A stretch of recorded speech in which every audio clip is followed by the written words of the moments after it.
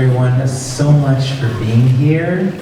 Welcome to night number 2 of our 2025 Salish Sea Butoh Festival Evening Salon Lecture Series. Thank you for being here. So tonight we have a very exciting lecture, and I'd like to introduce our guest, Dr. Tanya Calomeneri. Yes, round of applause.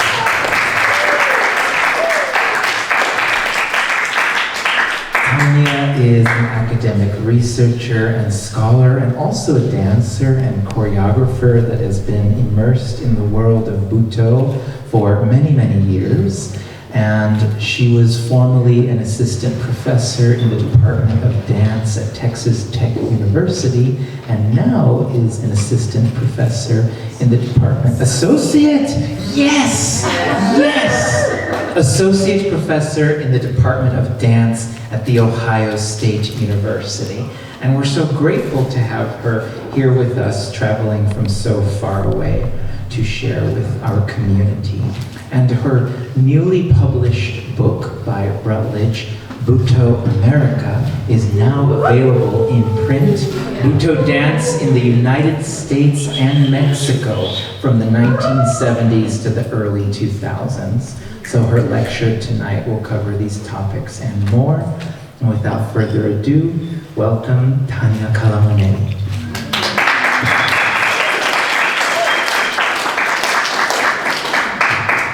Thank you, Yvonne. Thank you, Salish. Thank you, Fort Townsend community and all the Pacific Northwest, and all of you for being here and all of that. I'm Tanya Calomeneri, and I'm trying to figure out my tech. First things first, this will be raffled off tonight as well. So if you, Yvonne, if you have the magic candy pack with names in it, yes, and want to do that, somebody can have this. And then I'll also say that chapter 3 is anchor artists, which John Laghi is featured in, of the 3 anchor artists we have in the US and Mexico. Yeah. And that is available in open source online. So I'm actually not going to go into a ton of Joan's history tonight. Because of that, I had some images to share. Oh, interesting. Ah, okay. Also because I'm in the community where she's in, so you have the source right here. So I'm going to actually spend some time looking at foundations and the reasons that Butoh took hold and how it took hold in the US and Mexico. And I'll say that, I think Yvonne said, I was in Inkboat, so I danced in Inkboat with Shichikoga for a number of years. And then found Minako Seki kind of through that, and studied with Minako, and was in San Francisco, New York, and did a lot with Komo Ibushi, and was part of the Cave clan for a little while. And I've just been around a lot with dancing, and decided to pursue the PhD because there was a lot I realized that with Butoh being a postmodern form and kind of reacting to traditional things happening in Japanese culture, I really didn't have a lot of idea about Japanese culture, so I kind of went back to school to do that, to dig in a little bit deeper. And some of it was, actually a lot of it was focused on pedagogy and methodology and understanding, well, what does it mean to become nothing? Where do you become nothing in your body? How does that happen? And focused on the idea of self-cultivation. So from an academic perspective, I studied a lot of that, and my dissertation was about pedagogy, which the chapter that I wrote in the book that Rosemary and Bruce co-edited is on the pedagogy. This is history, and this was the idea of trying to bring people into the archive that hadn't necessarily been foregrounded, and also trying to look at the foundations for connective tissue in the US and in Mexico. So I'm actually kind of doing 2 lectures. One is in Spanish about Butoh in the US. I mean, I'm going to speak it in English, but the slides are still in Spanish, and I left it that way because I've been spending time with all of you, and that was way more fun than working on my slide presentation. So you're going to get yeah, you get to practice and tell me how bad my Spanish is. But I'm doing the one on the US first and the one on Mexico second, not because of hierarchy and orders, because the book really weaves everything together, just because they're separate slide presentations. And I think I set up the history better for foundations in the US, and then we'll sort of do some comparisons in Mexico. But it's really important to me that we understand that the communities are totally woven.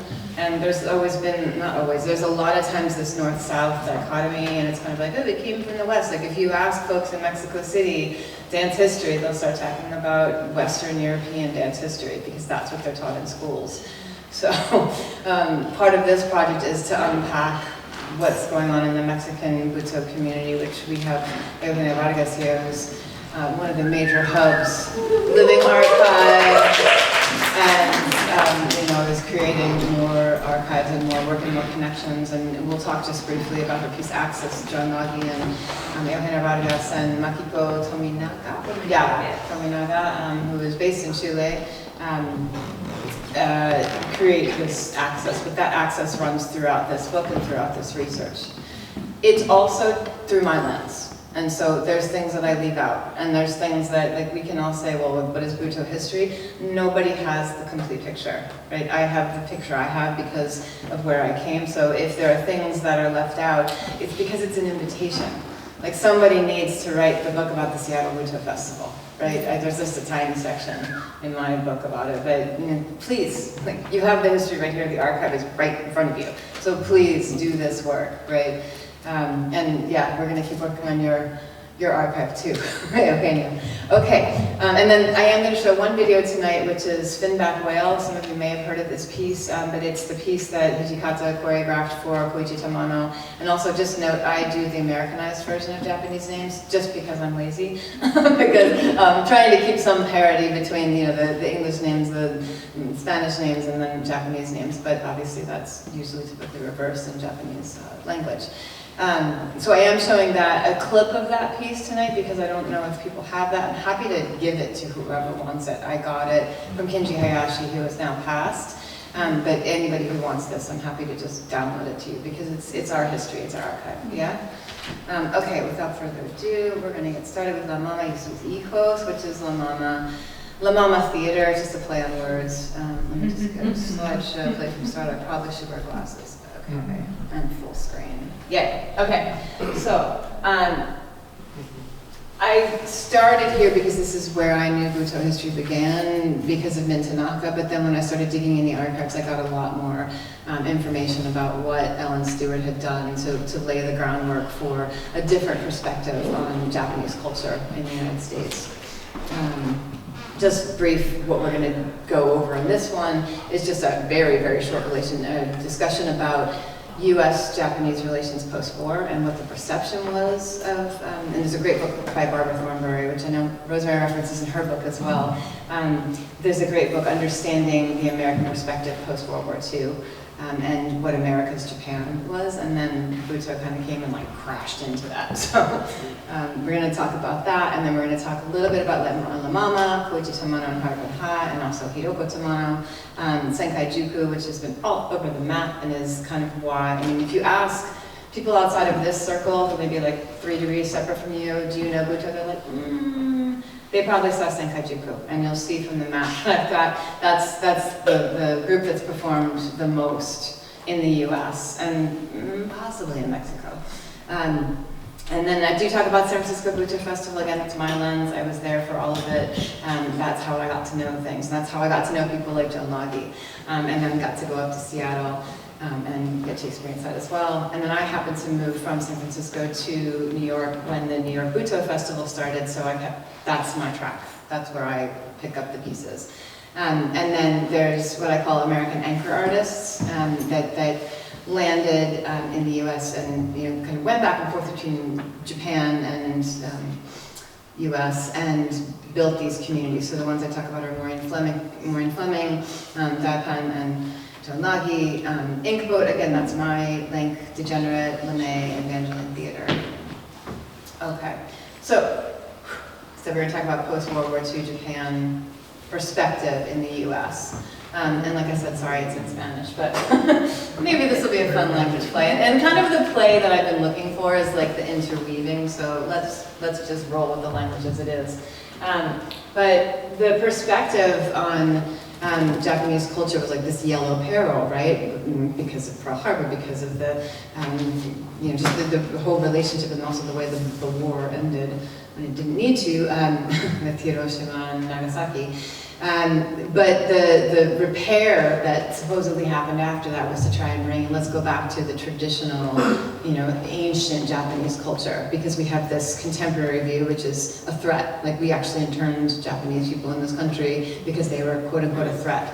So in order to repair that image, a lot of what happened afterwards in the US was to bring in like traditional song and dance kabuki groups, and first it was, I believe, men and then women. I'll show you slides in a minute. But there was a need, or a sense of a need, to remake the image of Japan. And so it kind of harkened back to this nostalgia of Japanese culture, timeless culture, and much more genteel than the perspective of like a kamikaze pilot. So these tours that have Hira's tour were kabuki musicians and dance. It was women first. The first tour was in 1952, the second was in 54. And then they brought back the Hira de Gran Kabuki, right, the big tour, 1960. This was a group of men that were performing kabuki. So we started with traditional music and dance, and then brought in kabuki, and again trying to bring in this image of ancient Japan, or much older, pre-war Japan.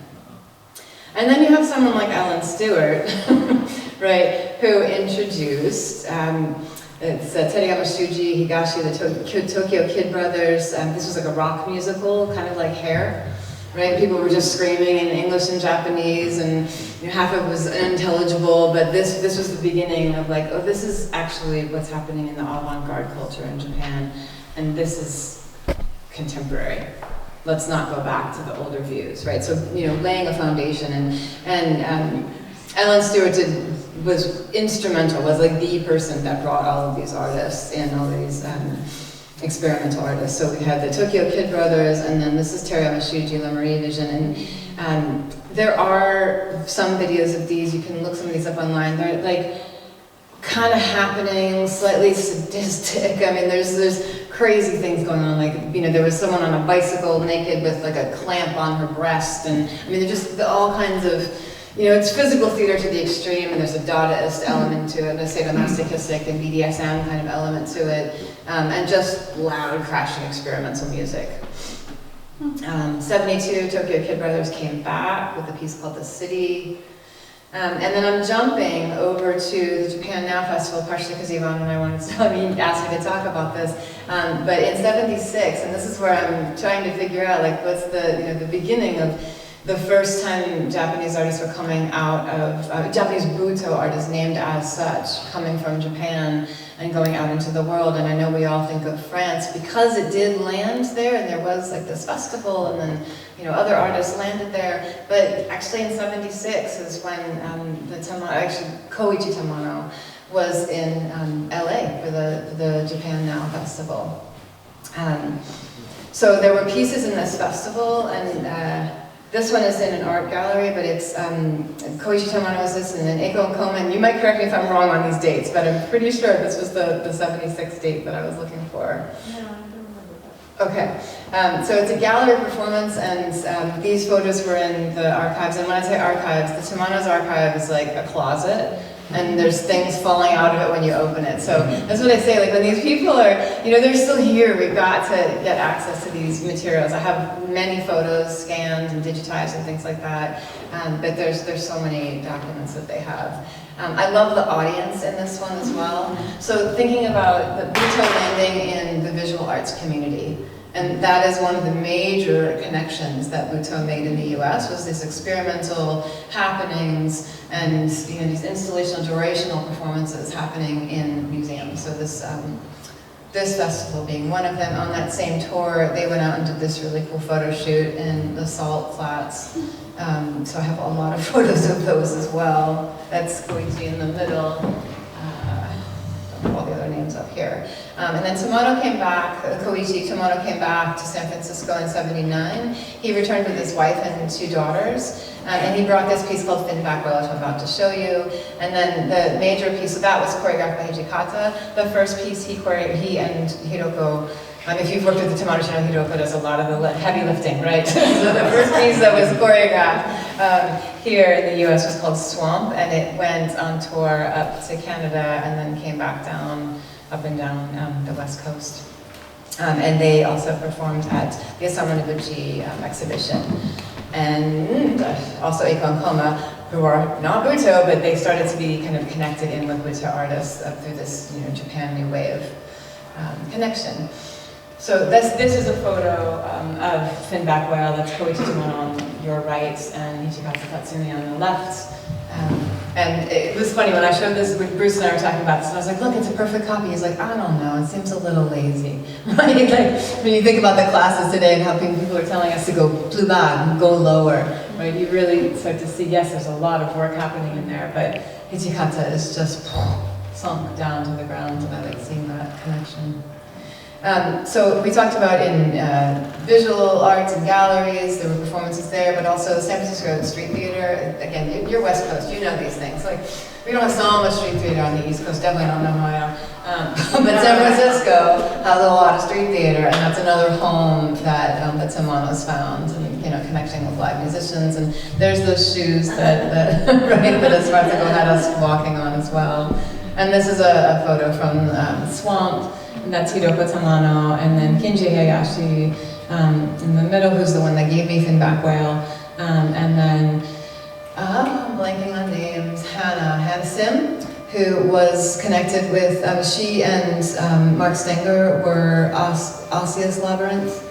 They did videos with Tool, they did a whole bunch of crazy stuff, and then Mark Stenger went on to be the Beast in the Demogorgon, like the Beast in Stranger Things. And Hannah, unfortunately, is no longer with us. She's crossed on, but she, when I interviewed Hiroko, she was like, oh, Alenka, some of you know Alenka? They were like, she's like, Alenka's baby bad, like Hannah was bad. So she was a really amazing artist who worked with these folks. And Ellen, and I'm also blanking on her last name, she's a Pilates teacher, as well as a Butoh artist. Some of the musicians, so we've got visual arts, we've got street theater, and then we've got musicians that they worked with. And these were some of the first Butoh performers. Like, these were the first people in the cast of Swamp.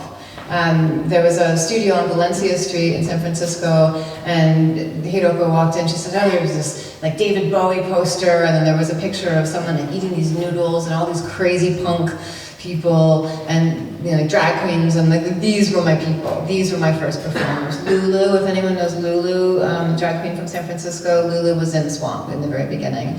And then No Mercy, which is Esmeralda Kay, and Amy blank. Sorry, this is what menopause does to you. Just forget all kinds of things. But these two had an all-female punk band in the 70s, and they were drawn to the Japanese aesthetic, and they also worked with the Tomonos, and there was like this kismet back and forth of sharing the ideas and costumes and makeup and just performance elements in general, so they were wrapped into that culture. I am trying to go chronologically, so I'm jumping back to La Mama. I'm trying to go chronologically within each of these slide presentations, but again, they do weave together. So if you have whiplash after this, I apologize, but so do I. So going back to La Mama, Directions to Servants, another Teriyama Shuji piece. This is the one with the crazy, the breast and the clamp. I don't know if you can see that. Yeah? Yeah. Right? That's the kind of things that were happening at La Mama. So this is the idea of like the Japanese avant-garde. And then Kazuo Ono comes, right, in 1981 with Water Lilies. So this is, again, people were asking about history and Kazuo Ono's legacy. Kazuo Ono was touring a lot, and you'll see he shows up a lot in these slides, but he came in 81 with Water Lilies, and then Garakura-kun was here at ADF. Who's my North Carolina person? Somebody, there's a North Carolina t-shirt around here somewhere. They came in 82 with Seed Apple Course, which is, if you don't know about that piece, it's like epic Greek theater. There's people hanging from these chains and like a log, like, I don't know, somehow moving this wheel in the center of it. It's a very intense piece, and it was it's pretty significant for American audiences. And at ADF, which is like didn't necessarily, idiom, right? There's a lot of, ballet to contemporary, and then maybe African, right? But then bringing something like this in there was revolutionary. And then we stay on the East Coast for a while. We've got Mintanaka, and the Tamanos are still doing their thing. They're building a community and fomenting a lot of things happening on the West Coast, and Joan gets woven in there too. But Mintanaka was at La Mama in '83, and this was a beginning of a connection and a collaboration with Alan Stewart and Mintanaka. So they went on to do this other piece, Oedipus Project, which happened in the US. Maureen Fleming was a dancer in it. And then, I don't have a slide on this, but we've been doing these disembodied bodies. And Demetrius, it's like a Greek artist, right? So they toured to Greece, and Demetrius was in that piece. And if you look at his work, he doesn't credit Butoh, but it is completely Butoh. So he was a dancer in that piece in Greece that Ellen Stewart, Mintanaka, Maureen Fleming, all of them brought. So there's some interesting connections to that. I will find a photo of that for you later. He choreographed like the opening ceremonies in the Olympics when it was in Greece. So he's famous from that. But his work is really interesting. I mean, like coming through the stage with different body parts and then still managing to travel with these like creatures that have 6 legs and 2 arms and, one face. Okay. Another artist that's really important that kind of crisscrossed from New York to San Francisco is K2K. So she was initially New York based, and similar to Eiko Nkoma, she didn't necessarily call her work Butoh, even though she had intersection with Hijikata and Ono. But she kind of did her own thing. But I think, again, it's like important to present these people as they come in and they impact the work, even if they're not necessarily calling it Butoh. There's ways that, like we've had this discussion of how do you know what the boundaries are? We don't. Someone calls themselves Butoh, or someone else calls something Butoh. There must be a reason why we're identifying it. So it's something to unpack, like how do those things intersect? So that's why I mentioned her. And then Kazuona came back to the Joyce with Argentina. And then we go into the era of Senkaijuku. So they were first at the Olympic Arts Festival. This is another thing that I'm like, someday I'll write a book on this festival, because it was Robert Wilson, Pina Bausch, Théâtre du Soleil, Senkaijuku, right? A lot of amazing artists were at this Olympic Arts Festival. And this launched Senkaijuku's popularity in the US and in Mexico. And that piece they did was Jomon Show, which Seattle has lots of connection to because a dancer actually fell to their death. And so, kind of like this is maybe a little crass, but like no press is bad, no bad press is, I don't know what the saying is, but if you get bad press, it's still good press. Press is good press. Thank you, I appreciate that. Okay, so, for better or for worse, Butoh is probably an indelible mark in Seattle because of that incident, right? And I'm sure Joan can speak to that, yeah. And they stopped their tour after this dance. So the dancers are suspended. If you haven't seen it, they're suspended by their feet, and there we go. They insisted on using jute ropes as well, right? Like natural fiber, we're not talking like rigging with the synthetic ropes, and someone maybe didn't do the check, I don't know, but one of the ropes broke, and one of the dancers fell to their death. This was like a lunchtime performance, so kids were there. It was really significant, and Senkaijuku ended up coming back and kind of came with an apology and a kind of like, I don't know, apology, but more just like, can I be sensitive to the audience that's here and the thought maybe harm may cause. I don't think they would have called it that at the time, but I think there's possibly a special bond in Seattle because of that, because of the fragility of that. But then this map shows where Senkaijuku has performed in the US. And many of these, like New York, Seattle, San Francisco, surprisingly Lubbock, Texas. They came to Lubbock, Texas, where I used to teach at Texas Tech. They've been to many of these places like 7 to 9 times. Right? So they've been everywhere. Not everywhere, but a lot of major places. And if you look at this and crisscross it with Butoh communities that you know of now and things that are fledgling, right? Like there's a lot of connection to these small bombas that they planted, right? Again, I'm happy to give these slides to you all. It's fine. I want to share this information. This is for us to do stuff with. I work with Dr. Harmony Bench, and she does a data visualization project, and I was talking to her about how to do that with this, like, looking at the tours that people have gone and crisscrossed the world with, and how can we really understand these, the threads of connection. So stay tuned, maybe I'll be able to get that. A way to really understand. I mean, it's cool because it's kind of like thicker ropes when, like, I would have New York would be like a thicker rope, Seattle would be a thicker rope, like connections of, how much impact people have had. Okay, jumping back to New York. You okay? The rope. Oh, the rope, okay. Oh God, sorry. Yeah, okay, my bad. Natsu Nakajima, also super impactful for a lot of us, right? Threads throughout US and Mexico. First comes to Asia Society in '85 with Niwa, the garden piece. And that's the kind of beginning of her connection in New York, but then she comes back with Waguri and, and then goes on to Mexico, as we'll see. And then Yoshito and Kazuo come back with Argentina and La Dead Sea, and they do a performance at Dance Theater Workshop, which is now Live Arts, that's '85. I mean, this is pretty packed in here, right? There's a lot of major people coming. Senkai Juku again, '86, Kinkon Shonen. And then Daidaku comes again with the 5 Rings at City Center, which is a major New York venue, with this lovely piece.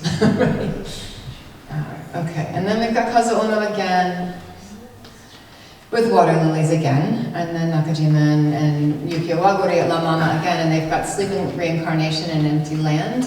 One of the dancers in this was Jeff Januszewski. Do y'all know Jeff? Yeah, well, you do. Jeff Januszewski was on the board of, he was part of CAVE for a while, and then he did his PhD, and he's a theater person, he's got like the Suzuki connection more than Butoh, but he came in and out of Butoh, and he was on the board of the Butoh Festival. So it was kind of cool, like that's my geek thing, is to look for like, well, who was where, and who had connections with who, and who got to do what conversation. Like there's been conversations we've had here, you don't even know what's gonna spark 10 years from now, right? So it's fun to see these things, that like, oh, Jeff was in this, and then he went on to be who he is. Okay, and so, and then I'm jumping to Joan, but there's a slide in here and then there's another one elsewhere. So Joan, I'm just gonna give you a brief homage here. But this is Joan at Asbestos Con. So can you tell us who else you're dancing with here? Because I don't have my notes to sit in. Naofumi Fujitani. We met at Kazuo Ono's studio, and after meeting there, I don't know, over a number of months, whatever, he said, I really want to do a performance with you. This is the famous Terpsichore in Tokyo. And basically, we structured it so we did a solo, and then we improvised a duet. It was one of 2 performances that I actually put on at that time in the Tokyo area. Mm-hmm. Yeah, and if you have not read that chapter, please, it's open source. Like, really read Joan's history, because it's fascinating. And I mean, this is when we didn't have internet, right? And she just, sorry, but like my badass, like your hat is, yeah, my hat is off to you. It's amazing what Joan did, just going to Japan and just kind of inserting herself in this culture. And again, as a woman too, like that's its own struggle and in this community, right? It's particularly at the time that you were there, but just the tenacity that you had to get to the place you're at with Butoh is fascinating. The chapter lays out all of the history, so, well, not all, a lot of it. So please do read that. Okay, I'm going to keep moving on because there's a lot of artists to reference. Yoshito Ono and Maureen Fleming connect as well. So Maureen, remember, was with La Mama in that tour of the Oedipus project, and she ended up going back and forth to Japan and studying with the Onos and really connected with Yoshito and did this piece, kind of like her launching piece as an artist, as a choreographer, Eros, that she did with Yoshito, who's in the back. It's not a very good photo, it's very grainy, but there's many photos of him and her together, and he was one of her major teachers and collaborators. I don't know why I've got 2 photos in there, but I do. Okay, and then continuing on, so other things, I'm ping-ponging all over the place, right? The development of Harap and Ha also happened not just because of the company, but they had this sushi restaurant, Country Station, right? Yeah, for a long time. And then they closed it for a bit, and they opened it in Noe Valley, and now they're not doing that anymore. But that was kind of a building place of a community, and as we all know, we like to eat, right? So when we gather together and eat together, we build more community, and that's one of their ways of doing that. It was also Butoh history plastered all over the walls. Hiroko would just dance around, like to Beatles music. I mean, it was like, the whole thing was a performance. So it was kind of an amazing community to be a part of. They also collaborated with Kitaro. I don't know if folks know Kitaro, kind of new age-ish music. He's one of their significant collaborators. What else about these? Other people that came through Harp and Ha, this particular generation, Kinji Hayashi I mentioned, Lee Evans, do y'all know her? Butoh and yoga, yeah? Ish. So she goes back both to New York and Oaxaca now. Shinichiko, Alenka Mullen, Shinichi and Alenka were a dynamic duo for a while, and then Alenka went off to Yumiko Yoshioka's Tesla War was the piece that she was in. Yeah, so she went back and forth, and then was doing a little bit of work with Do Theater in Russia. Totally other chapters. Someone please pick up the Russian contingent, because there is one. Molly Behrens, you know, yes, maybe, and Christine Braun and Isaac, and I blanked on his last name, so I stopped. Okay. I'm going to skip through these because there's a lot of other people, but the I know, I'm so sorry. I have a whole other slide thing to do, so, and it's already something. So San Francisco Butoh Festival, Hirokasai, somebody help me on name, I'm totally blanking. Furukawa. I believe this is actually Saga-san. I believe so. And this is Kathy Rose in the bottom corner. Yeah, that was the beginning of the Butoh Festival. And then they did many, many years of it, but then one significant kind of twist on it was to do the Japanese New Wave Festival, and they brought some kind of experimental. So if you've ever seen it, like Japan Society, no, that's my New York reference. I'm sure you probably have Japanese contemporary dance and kind of like New Wave dance happening on the West Coast. That started coming in through Brecken's curation, Brecken Flournoy's curation at Japan Society, right? So we have these multiple waves of the experimental arts in Japan, beginning with Shuji, right? And then all of the Butoh artists that came in, and then like, okay, what's happening now? And there's a lot of work with video, work with sound, Isadora as a software, because that's sensitive to sound and to video. So there's some interesting play happening there. And then I am just following myself here. I switched over to New York, and the first festival I was in, I was there as well. Right? So we've got Ko Moribushi, Suan, Yukio Wagori, Yumiko Yoshioka, and Akira Kasai were all on that festival. It was amazing. Like I literally arrived in September, and this was in October. You know, it's like just blown away. And it was interesting to see the collaboration. It's kind of similar to Yoshito with Maureen Fleming and the Wagoris. Like, there's interesting connections, and you've had the same, right? And we've got some of these, like, working with the masters, getting choreography from Yukio Wagori, from Takashi Endo, and performing it. And that's a strategy that came in and used as well, working with Wagori, working with Ko Moribushi, right? And kind of getting choreography in your body and then taking it out in whatever direction you go in. I'm going to skip through a bunch of these because those are Jimenez pieces and quotes. And again, this is like an invitation. So I say other festivals and centers, again, my perspective. You guys have a lot more to add, so please do. Seattle Butoh Festival needs a history written. Somebody please write a book. Hey, I know someone who could write the book. I'm looking right at you. Yeah, Mr. ABD, okay. And then we've got Asheville Butoh Festival, right? Chicago, I came in knowing Nicole Liggett, and then of course met Sarah, aka Sharky, and you know, that community there. Portland, now Music Theater is not in Portland anymore, but she kind of built up that community, right? Alenka Mullen was there. In Los Angeles, we had Ogori. In Boston, Massachusetts, there's a couple different artists there. Colorado, obviously, there's a huge community starting there. So that's the kind of quick and dirty of US. And now I'm going to show you Finback Whale, maybe. Here we go. So this piece, as I said, was this was 87. It was re-filmed in 87 and represented, I should say. How do I get full screen on this view? So this one is choreographed by Ichikawa. Choreographed by Ichikawa Tamano. for Tamano, and it was like, here's my, and he did that with Natsu too, like he did that with other people, like here's the choreography, go on and take it and make a company. Right, it was the idea of also of Dairakurikan was one dancer, one company. So that's why we got all these major companies that launched out of Dairakurikan. Hijikata kind of had that idea to launch artists out. So I'm gonna have to scrub through a little bit, unless it's 27 minutes. I don't know. All right. So taking space. Yeah, good. We'll start there.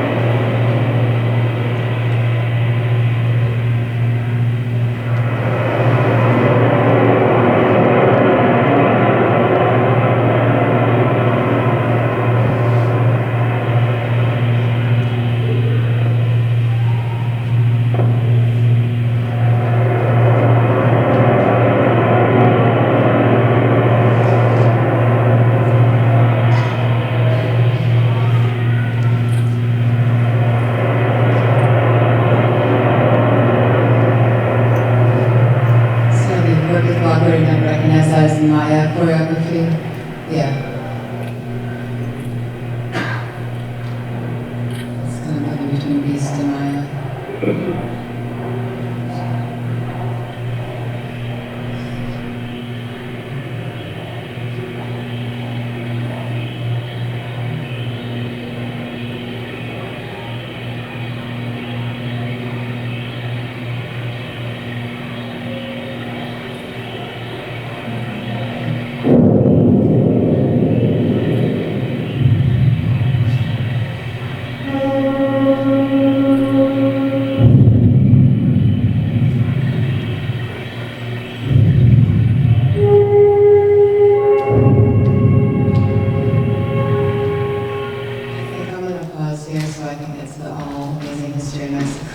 But again, if you want this, just give me a thumb drive and we'll put it on your computer.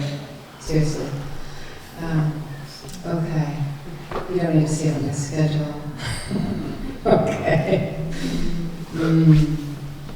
Okay. So I want to switch over to this other PowerPoint. This was for the Butoh Next Festival, but I've added a lot of things to it. And as I said, these things are interwoven. But the way I framed the Mexican Butoh was a connection to rooted in ritual, and you'll see why I'm connecting it to that in a little bit. But as I said, Ellen Stewart really capitalized on this connection of what is Japanese culture in the U.S. post-World War II, and found a way to introduce the Japanese avant-garde on par with the American avant-garde. It wasn't like, Japanese were copying America. They're like, oh, they also ran. No, they were doing something completely original. Teramamushi and Tokyo Kid Brothers were doing something completely original, and so brought that into dialogue. And there are similar things that happen in Mexico. Let me actually just back up. That's Espartaco Martinez. This is from La Castañeda. He performs with a rock band, like a kind of punk rock performance art band called La Castañeda, which, if you know Shinichi Koga, he performs at the Sleepy Time Gorilla Museum. Like, there's a lot of history of Butoh performers working with rock bands. Yeah, there's a good connection there. But that's Espartaco performing. He's all in black body paint, and then he's got wings on. Yeah. Okay, so in terms of the fertile ground connectivity, and I'm happy to give you these slides if you feel like you're welcome to take pictures of them, but I'll give them to you. There was a visual art action happening in the 60s called Los Grupos, and it was because there was a lot of state-sponsored murals and showed a very particular vision of Mexican nationalism. These artists were like presenting blank murals and doing things like, destroying pianos on live TV and all the things that they could do was like to destroy establishment, destroy European culture, modernity, all of those things that they were working against. But it started in the visual arts community. So if you remember, we looked at the introduction of Butoh in the US happening in galleries. Very similar thing happens in Mexico, that there's this fertile ground for that. And then we also have this filmmaker, Alejandro Jodorowsky. Do people know him? Yeah, okay, all right. Yeah, Pacific Northwest, hang into that, yeah. So, controversial dude. There's some scenes that are questionable how he got them, right? I mean, he talks about raping a woman on live film, and he provoked her into it, and it's hideous, right? And there's a lot of misogyny in kind of early work, right, between, I would say, even some in Shuji, but then with Jodorowsky for sure, we know it's there, it's documented. But at the same time, you can't deny that that's the history. And he was exploring bestiality and really, really intense image work. And at the same time, like taking a hatchet to a piano on live TV. Somebody thought it was a good idea to give him a TV show. It was 1, 2, 3, a go-go. And I mean, the first episode, they interviewed a cow for the whole episode. Right, so it was that kind of stuff. And they got away with this on live TV. I think they ran for 6 months and they were like, you're done. But they made a big impact because it was on TV. And it was on a time like when, kids the high school kids would be watching it kind of thing. So, yeah. In Mexico. Yeah, it's in Mexico. We're all in, I'm trying to bring up the connection to Mexico, and like I said, I wish I had done that first, but I needed to put that part about post-World War II Japan in there. So those are foundations for Butoh, and then we have Abraham Skaransky. Do folks know him? theater director, and yeah, good, theater director in Mexico, who was really experimental. So if you know Richard Schechner in this country, and kind of like oh my gosh, it was before Wooster Group, what was the one before that? The Dionysus in 69. Oh God, what was the name of that theater? Living Theater, thank you. Right, so Living Theater was like the first time that actors were naked on stage. Osadowski was doing that in Mexico. So I don't know if, Schechner and all those folks knew all these people, but in Matthew Mines, I don't know, Lee Brewer knew all these folks, but they were all doing the same thing. So it's important to recognize that. And Abraham Osadowski became this really important producer for Butoh artists coming to Mexico as well. And then Jerzy Gutowski was also in Mexico and in the US. He came in the 60s, and I don't know if I have that picture in here, but I have a photo. It's got Jerzy Gutowski, Eugenia Barba, and Cosimono all together. And I'm always looking for those connections between Butoh and theater. It's like it is that bridge between dance and theater. And it found a home in Mexico in visual art through these connections of film and then theater. Really connected into theater. So Jerzy Gutowski and Eugenia Barba both came to Mexico, did their research in Mexico.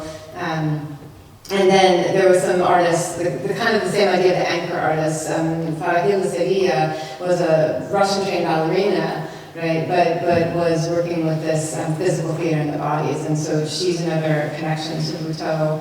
And then Isabel Bateta was a Limon-trained dancer. Jose Limon was one of the only non-white right, foundation that they call it of modern dance. Jose Limon was instrumental in that, and then building the community in Mexico for dance outside of kind of Western classical. And then she also had this experimental theater space called Los Talleres, and there's a lot of Butoh artists that came through that as well. So these are all people that were producers. And as we know, the important work of producing, right, is to bring folks and to create those avenues, creating work, right, for the nomadic artists. So I actually kind of need to jump back. If I'll ever get there. So Senkai-juku shows up in Mexico in 91, but before that, Byakusha came. Where is it? I'm going to have to come back to that. So Senkai-juku had been at the U.S. Olympic Arts Festival, like I mentioned, and then they went on to Mexico. I'm sorry, they were in Mexico before the U.S., and then they were in 84 in the U.S. But they did this photo shoot with the renowned Mexican photographer Paulina La Vista on the sacred Aztec temples of Teotihuacan. So, but that's not the first time. Actually, I think I'm mixing all my histories here. But the connection between indigenous culture and then the Butoh artists that came and performed on these temples, these ancient rocks, right, that were compacted with culture and history, was pretty significant. And it creates an important shock when there's a performance that happens a little bit later on where Diego Piñon enters the picture, that happened in the Archaeological Museum, again on the ruins, on these like ancient rocks that emblematic of indigenous culture in Mexico. So Abraham Osadowski, theater director, invited Komuro Bushi, and that was a very long collaboration. And as we know, Komuro Bushi passed in Mexico, and that was kind of literally where his heart was, right? He was very connected to theater artists in Mexico, made a piece called Morobushi and the Popovu, which is Mexican mythology, right? So he was very connected to indigenous culture, the idea of indigenous culture, and building that bridge between Butoh, Japanese culture, and then that. So many, many pieces that he did in Mexico. That's him and Osadowski. Look like they're up to no good. I think they had a lot of fun together. And then Natsu Nakajima also was another artist that Osadowski presented, and again, built a long connection. And as we know, Natsu Nakajima was instrumental in Mexico in a variety of ways, but collaborated with artists. I keep pointing back to Eugenia Vargas because she's here, and this is one of her important teachers as well. So Natsu was there with Osadowski, worked with Isabel Bateta, worked with Lila Lindsay, and worked with Eugenia Vargas, and all of those are important to Butoh history in Mexico. And then just some photos and archival footage. Natsu, a very young Natsu, and then also with Osadowski.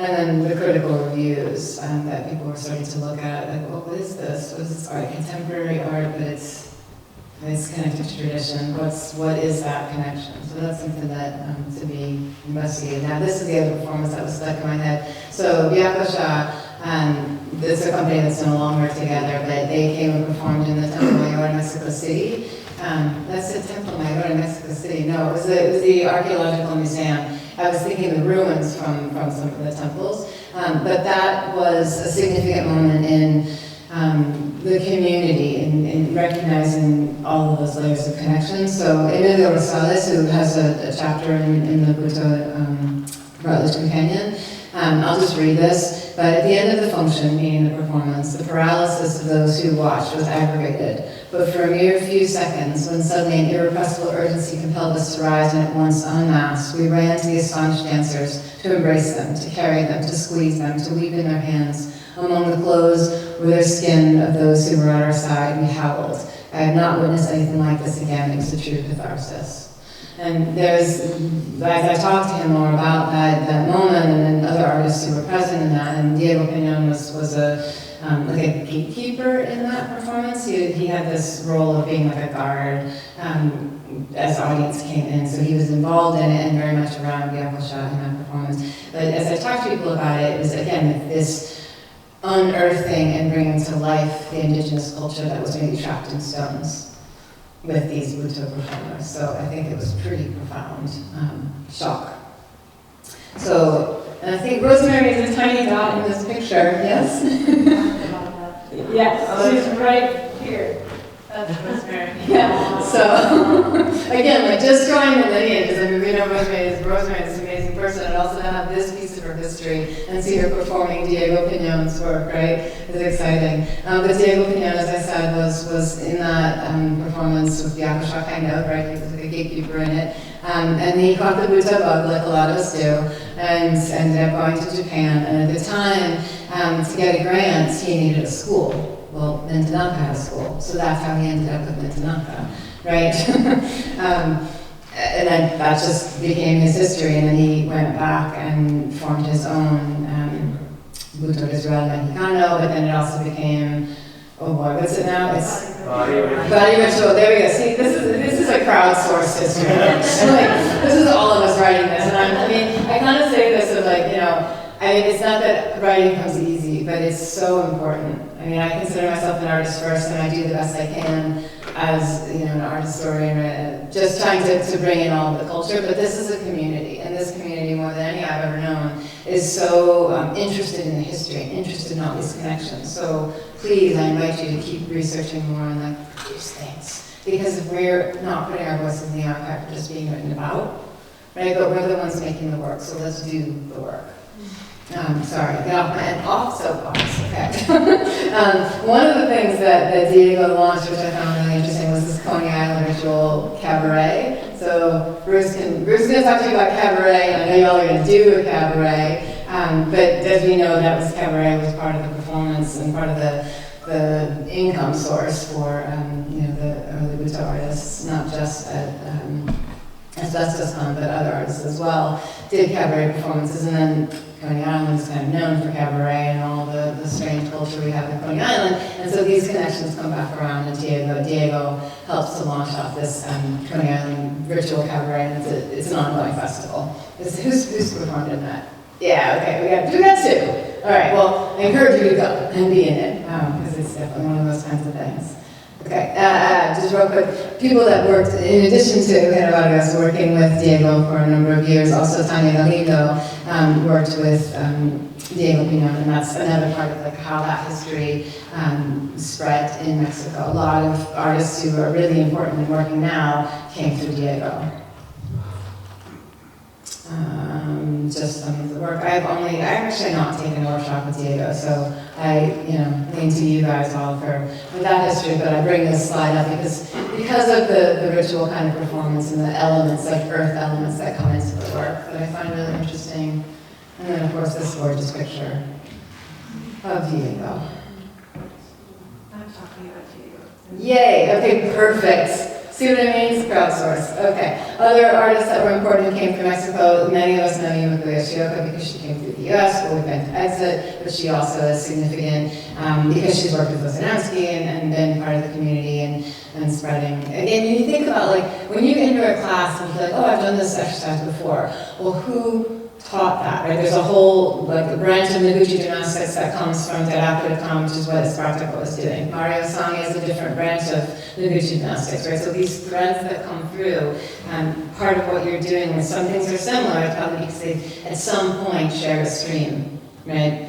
And even if you look at those two different kinds of Noguchi, there's similar principles underneath them. So how do those principles come out in the workshops and the training and the work, the aesthetics?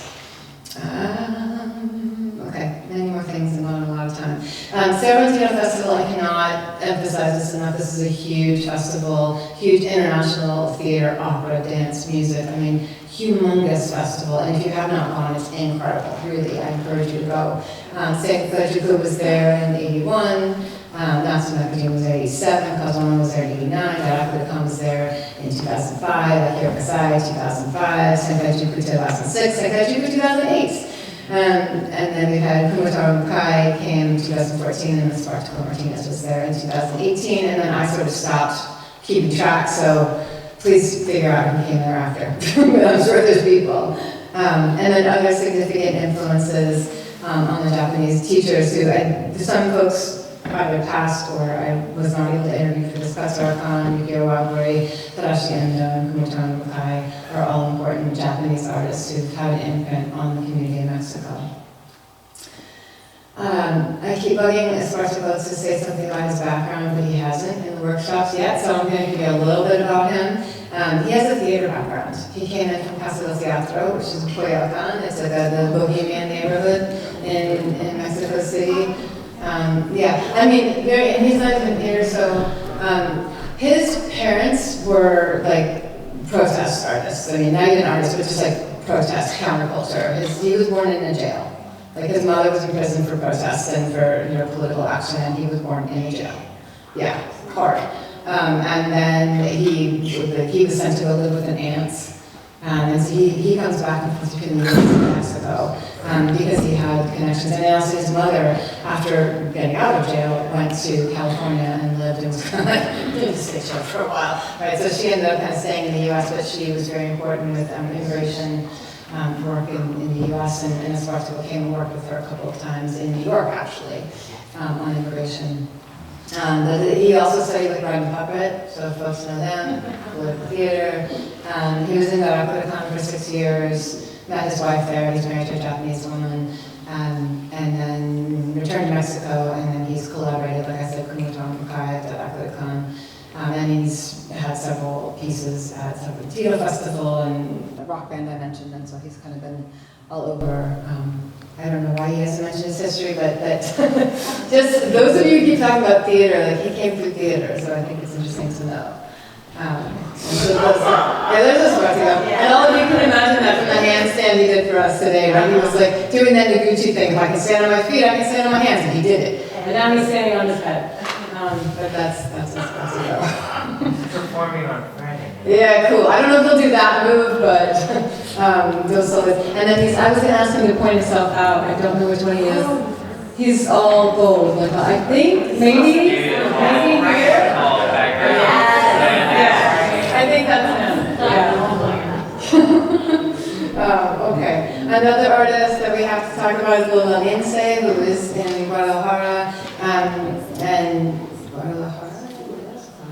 Guanajuato, thank you. But she was contemporary and ballet, kind of like more classical Western, and then collaborated with Natsu Nakajima. But she has an interesting background as well. I don't go super into her in the book, but she has a very interesting background. And then she started collaborating with Natsu, and then there's a small community that she's also brought out. She reminds me a lot of Pina Bausch. Not to do the West Mexico or the North-South thing, but there's similar work in the dance theater. And again, it's like a zeitgeist, maybe they were working at the same time kind of thing. But very similar dance theater. And then, okay, no, Vargas. So, I don't know, are you going to tell some of your history? Should I just show photos? No, okay, I'll give her a history, a little bit. It's just a poquito, because it's in the book, but not in the open source chapter. Contemporary dancer, explored ritual and multidisciplinary work. She worked with Diego Piñon for 10 years, and then she went Montessori and began studying intensively.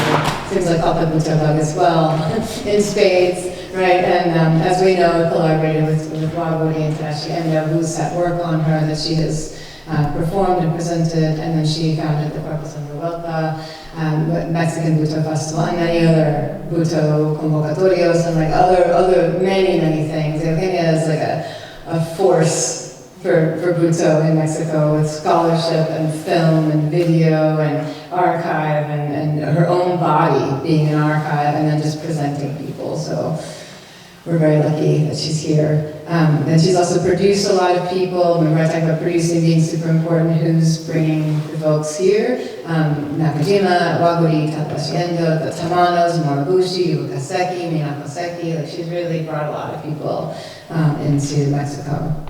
And this is a piece called Espejo Negro, Black Mirror, that was choreographed by Tadashi Endo, that Eugenia, and that's Aurelia, who's also another Butoh artist, that's one of the producers still, or was? That's still, yeah, she's another force. And then the other dancers are? Maluma Carreno and Ireli Vasquez. Okay. And Malu is in Puebla, yeah, so there's like branching out. Like these are the ripples, like we dropped the rock in Mexico City and then it's like rippling out to other cities. And then just to mention, as I did at the beginning, this access, right? So this is Eugenia Vargas and Joan Lagi and Makiko Tominaga. Again, that the physical access of Butoh lineage going. Let's go south to north, right? Maybe Japan, and then Makiko is in Chile, and then Joan being in Seattle. So that it's also kind of Ring of Fire, right? If anyone's remember those. IMAX movies, Ring of Fire, the explosions of like, right, the volcanoes. I mean, it's interesting that there's like this terremoto underneath all of these people's lives.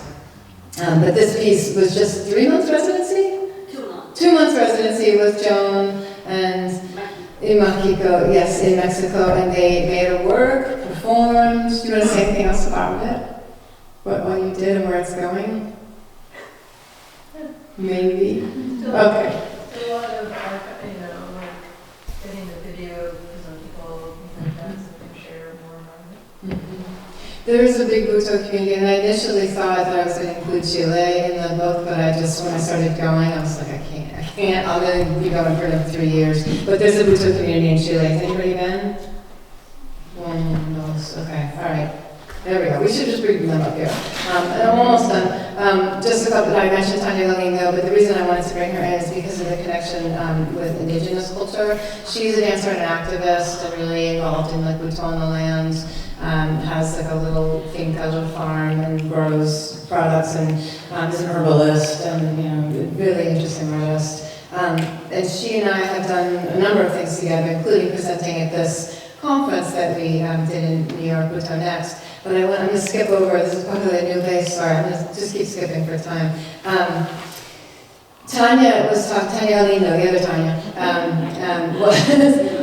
we're the two Tanyas. She was talking about her inspirations with indigenous culture, which to her already felt like Butoh. And so again, we talked about like where's the meeting place, and we talked about the things like galleries and film and music and all of that. But then again, harkening back to what was in those stones.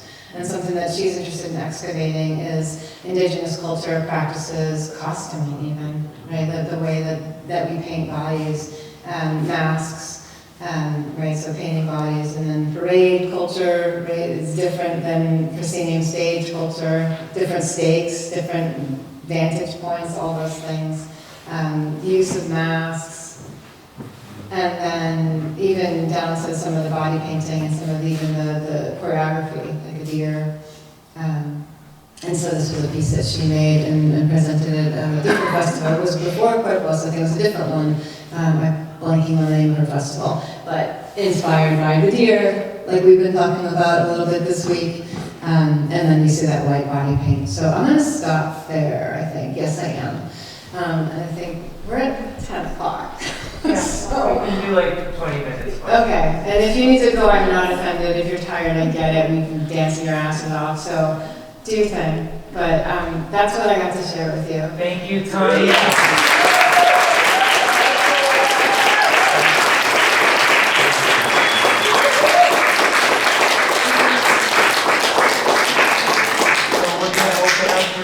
Questions? If you have a question, please raise your hand for Tanya.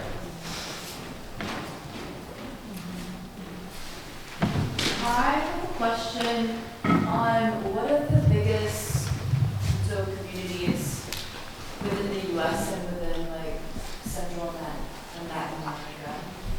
Central and Latin, wow, okay. I mean, well, Yeah, in addition to, so, I mean, at this point, I think this is also a perspective question, like what do you mean biggest? Is it the number of dancers? Is it the amount of money? Is it the presenters who recognize it? Is it critics who actually review it?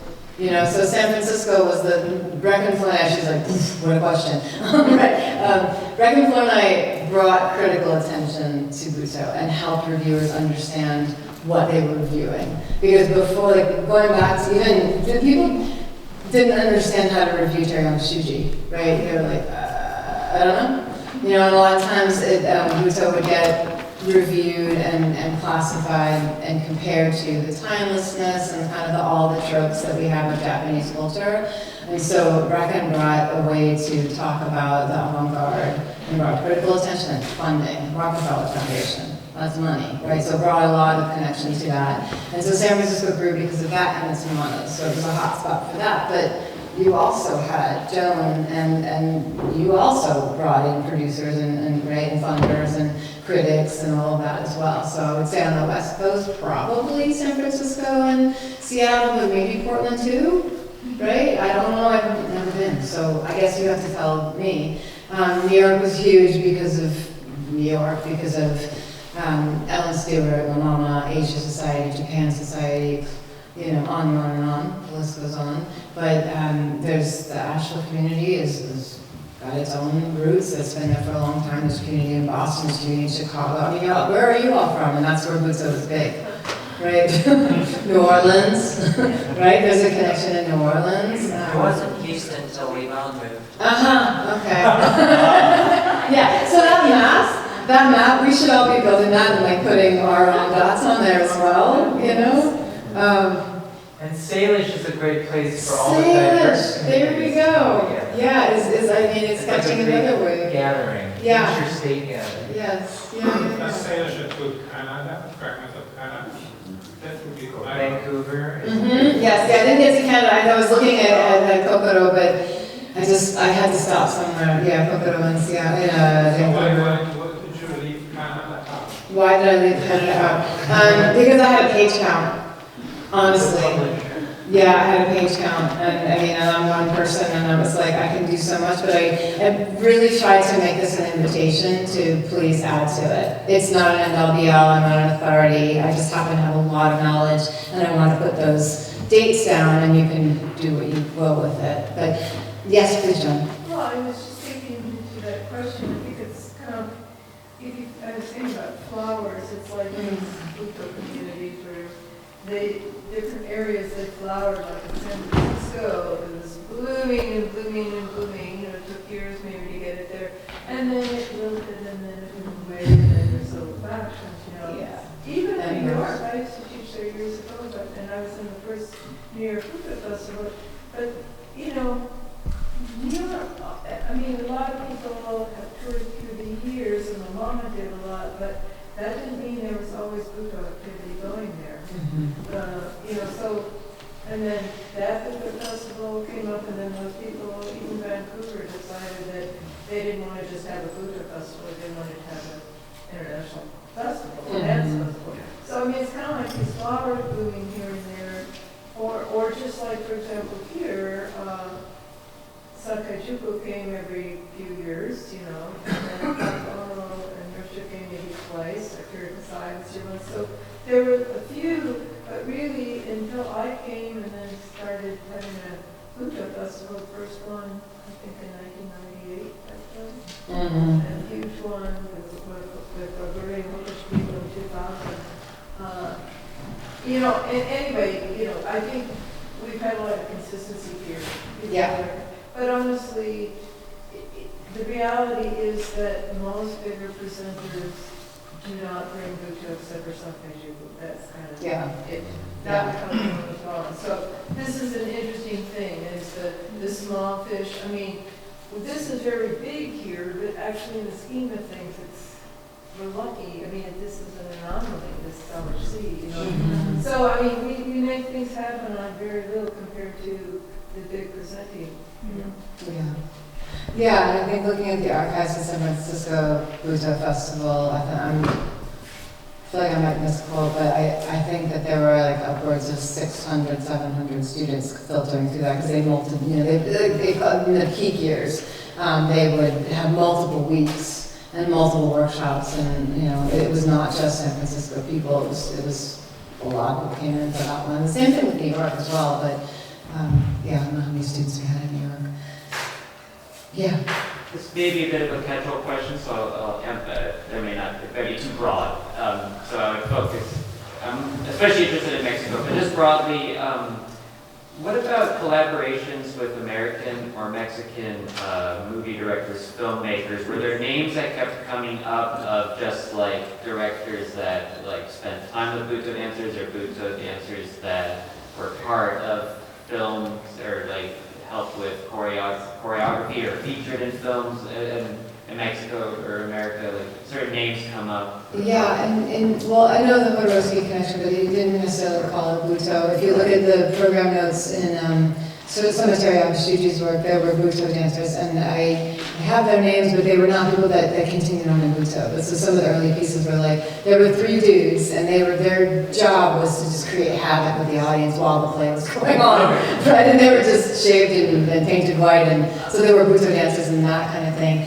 And there were films of that. But if you're thinking like Hollywood kinds of films and those sorts of films, and Jodorowsky did Dune, well, sort of. Almost.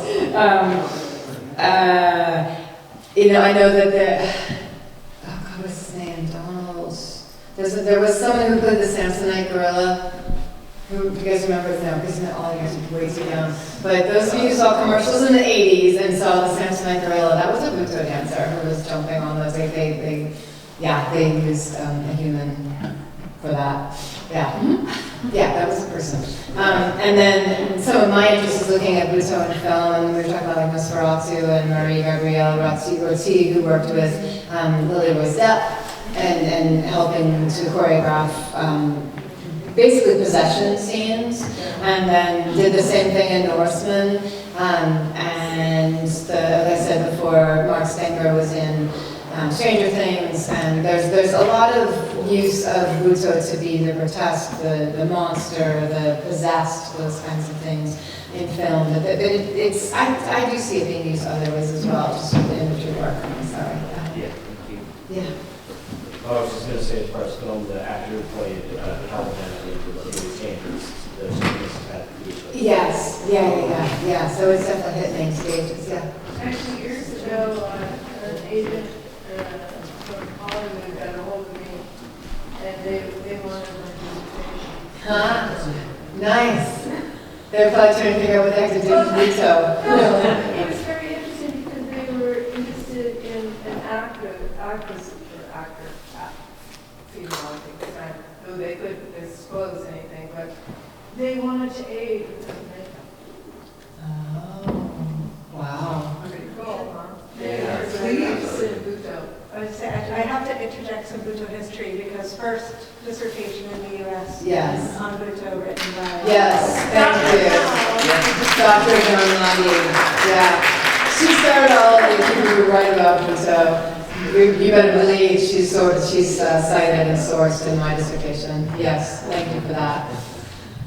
I have a question, Tanya. So you've spent a lot of time studying, researching Mexican Butoh artists, and you've seen their performances and gone to some events over there. You've spent a lot of time, and also with American Butoh artists, and you went to New York and San Francisco. So the question I have is, so far with your research and your in-person interactions, what are some big like elements or big themes that you notice in the Mexican Butoh performers and the Mexican Butoh artists that you don't see as much in the American Butoh artists? Like, what are some themes and key elements that the Mexican Butoh performers that work with and engage with that you feel is more unique to the Mexican Butoh community that are not as prevalent in the American Butoh scene? I feel like you know the answer to this because you asked it so well. I think we can all recognize our tribe when we find it, right? And there's a way that even coming to this group, I feel like we all have something similar. And there's a search for our connection to Earth and our search for our understanding of community and interaction with Earth. What I saw in Mexico City and in Guanajuato was such a big festival. I don't feel like I connected with community, so mostly in Mexico City, and that's only one place in Mexico. It's, to me, and again, this is an outsider, so I don't know. But I think what I saw was more understanding of self as mestizaje. Can you say that for me? Mestizaje? Is that right? Okay. Like that word mestizo, that was a mixed culture.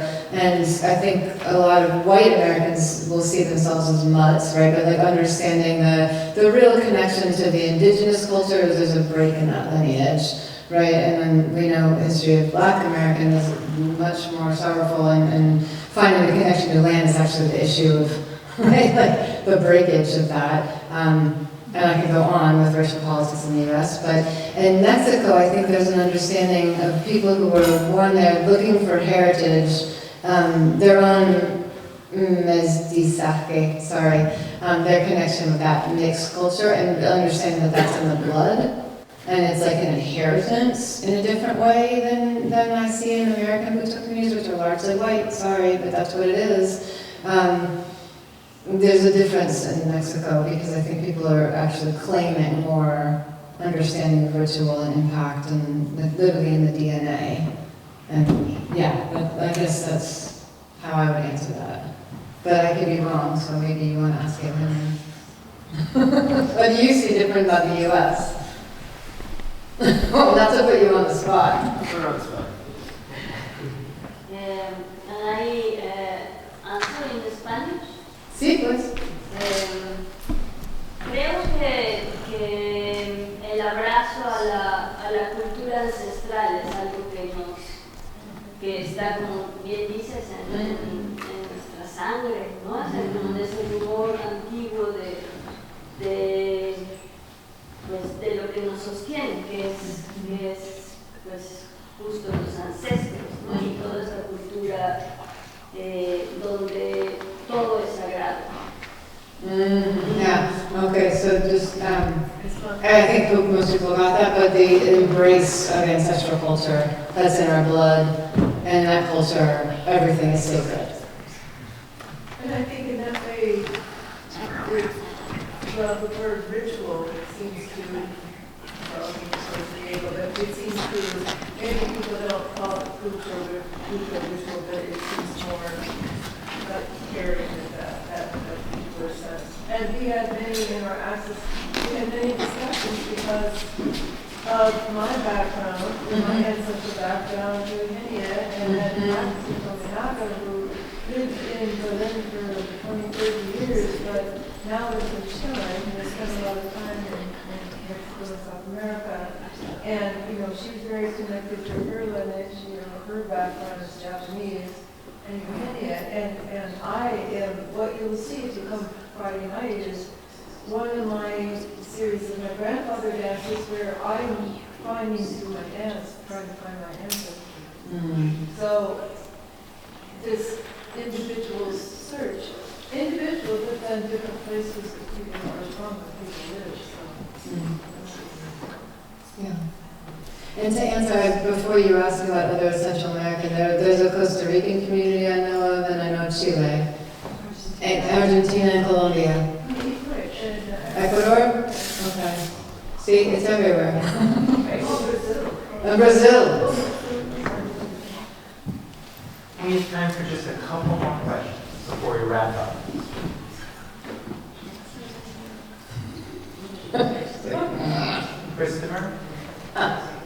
it's so predictable for me, but Music? Music, question mark? Tell me. No, specifically, like the different dancers in Mexico, is there a great deal of just traditional Mexican forms of music that they would use, or was it kind of an experimental music there that they played? Is it just like the whole melting pot? It's the whole melting pot, just like Hijikata did. Yeah. Just like, yeah, I mean, sourcing from everything and anything. Okay. Yeah, I've heard so many different types of music. Working with live music. Aurelia plays violin while singing and dancing, and there's a lot of experimentation. I mean, it's an experimental art form. Were there any composers whose names kept coming up in your research? I know that's not your... No, but that's a good question, because actually, who was the name of the producer at UNAM that first, when he was a musician? I think the first guy that produced, he was a musician, and then he became a producer at UNAM and did that first Butoh festival in like 2011. I'll have to find it, but he was like he and Oseransky were friends, and they had some, I don't know. That'd be to follow up. Many of my interviews with Eugenia had some mezcal involved, so I have to go back and look at notes. Yeah. I'm curious about the presence of Butoh now in academic institutions. Good question. Because there are people like Ginger Krebs and Mitsu Salmon and like Iko and Koma, and I imagine also Rosemary and yourself, who are teaching Butoh exercises in universities. And is this, I don't know, is this like an emerging development, or has it been this way for decades? And what effect do you see it having in America, or in the Americas? In the U.S., yeah, because it's Estados Unidos de Mexico también, so yeah, I don't know. I try to be careful about that, because I say America, Butoh America referenced a piece that Akira Kasai made in 2010 that performed, I will answer your question, but I'm just going on a tangent, sorry, that he made in 2010 at Japan Society. It was all white women American dancers, is what I remember, yeah. And it was interesting, at first people were like, this isn't Butoh, what the heck is this? I mean, it was almost like a physical theater thing at the end where Kasai comes up out of his bathtub and all these people are like eating him. But it was an interesting kind of like devouring of Japanese culture, like Americans do, like US Americans do, like we sort of make, I don't know about present company, but like there's a lot of commodification of it. And I think there's, to loop back to academia, there's maybe a similar kind of fear of things being condensed down to like, this is what Butoh is, or like I'm teaching a Butoh pedagogy. I see Butoh come in theater departments. There were Butoh people, and I'm going to blank on all these names, but the Butoh people teaching in academic departments, but that's sort of faded away. I mean, I guess the best way I can answer the question is I think with,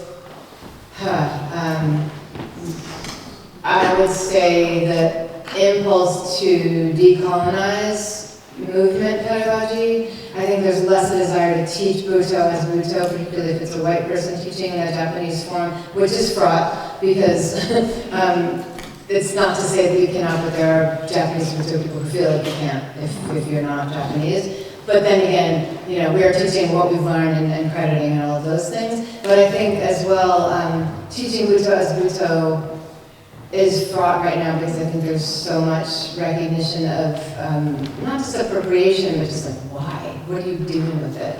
And I think the impulse that I see and what I'm trying to do with my own work is to connect, what are the applications? So I look a lot at applications of Butoh methodology and image work, particularly for actors. But for dancers too, because I work with 20-year-olds who want to get their leg up over their head, and I'm like, cool, that's a water fountain, let's do that, that's a geyser or something.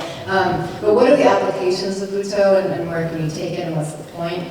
And then I'm actually exploring Butoh in virtual reality, as well to, you know, like we're probably, this crowd has no problem imagining themselves doing all these crazy things, right? But some of the 20-year-olds that I teach are still stuck on virtuosity and beauty and do not want to walk barefoot in the grass, so forget that, right? So I'm like, let me meet them where they're at and work with video environments and virtual and even some haptic things, right? Giara, who's at Ohio State, is working with Butoh, but among many other things, exploring some of these ideas. I would say there's applications, I'm going to guess that she's applying Butoh to the work that she's doing and branching it off in different directions. And so, to answer your question, I hope that we've learned enough to not just try to replicate, but to study the lineage and then also take it and break it and make it our own, which is really what Yoshito told us to do, was make your own Butoh. So, hope I answered that. Beautiful. Yeah. That's a good next thing now, right? Shall we go make our own Butoh?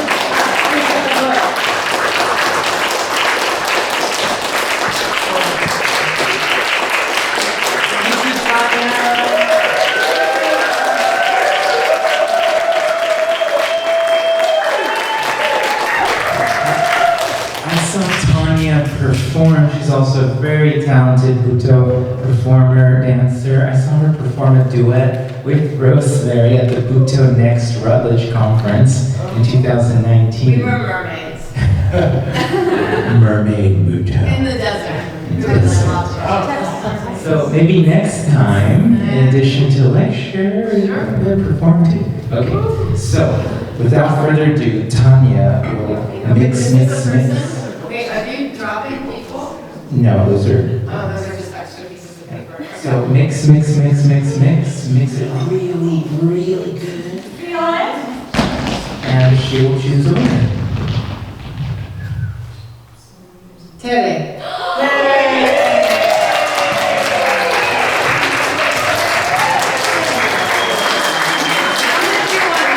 She's gonna do one more. Okay, so here's I have problems. I feel like you should pick. You pick. You pick.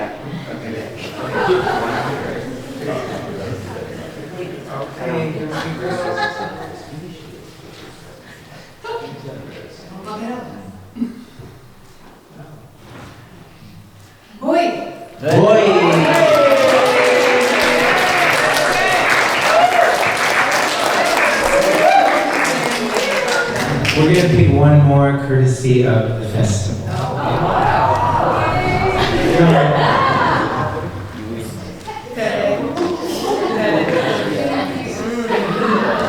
Robin!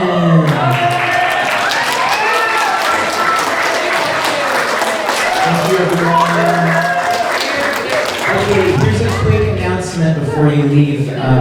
Tomorrow in your workshops, it is so important and so imperative that you do not switch groups. Stay in your assigned group. Today, people were swapping and switching. No. So stay in your group, group A, group B, stay in your group, because especially if you're going to perform in the student performance, you must stay in your groups. And you are required to attend the full workshop if you want to perform in the student workshop. If you do not attend the full workshop, you will not perform in the student performance. So please keep these things in mind. Thank you so much. Have a good night.